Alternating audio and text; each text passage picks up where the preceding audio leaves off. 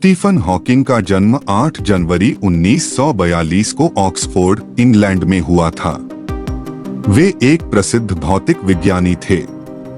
बचपन में वे सेंट अल्बंस चले गए और वहां सेंट अल्बंस स्कूल में पढ़ाई की। बाद में उन्होंने यूनिवर्सिटी कॉलेज ऑक्सफोर्ड में प्रवेश लिया, जहां उन्होंने अपनी पसंदीदा गणित की बजाय भौतिकी पढ़ी और प्रथम श्रेणी के सम्मान के साथ स्नातक किया।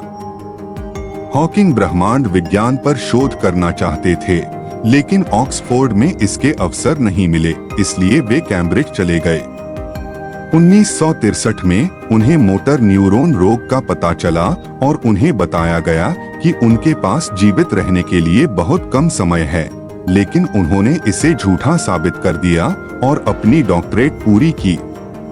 वे रिसर्च फेलो और बाद में गोनविल और कायस कॉलेज में प्रोफेसोरियल फेलो बने। 1973 में वे कैम्ब्रिज के एप्लाइड मैथमेटिक्स और थ्योरेटिकल फिजिक्स विभाग में शामिल हुए। 1979 तक वे लुकासियन प्रोफेसर ऑफ मैथमेटिक्स बन गए।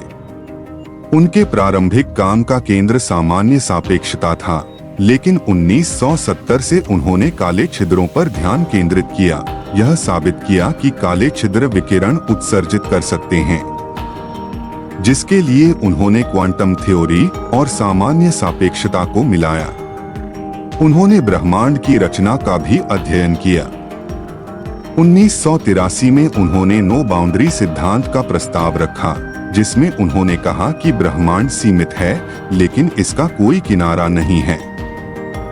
उन्होंने यह भी सिद्धांत दिया कि बिग बैंग के बाद छोटे काले छिद्र या आदिम काले छिद्र बने थे।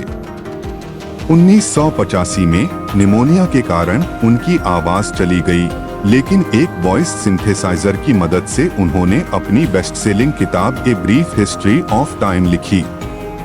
2001 में उन्होंने the universe in a nutshell नामक एक और किताब प्रकाशित की। हॉकिंग ने कई पुरस्कार और सम्मान प्राप्त किए, जिनमें 1974 में रॉयल सोसाइटी के सदस्य और 1989 में CBE और कंपेनियन ऑफ ऑनर शामिल हैं। धन्यवाद दोस्तों। अगर आपको स्टीफन हॉकिंग की कहानी पसंद आई हो तो कृपया इस वीडियो को लाइक करें और हमारे चैनल को सब्सक्राइब करना न भूलें। नीचे कमेंट करके बताएं कि आपको हॉकिंग की कौन सी उपलब्धि सबसे ज्यादा प्रेरणादायक लगी।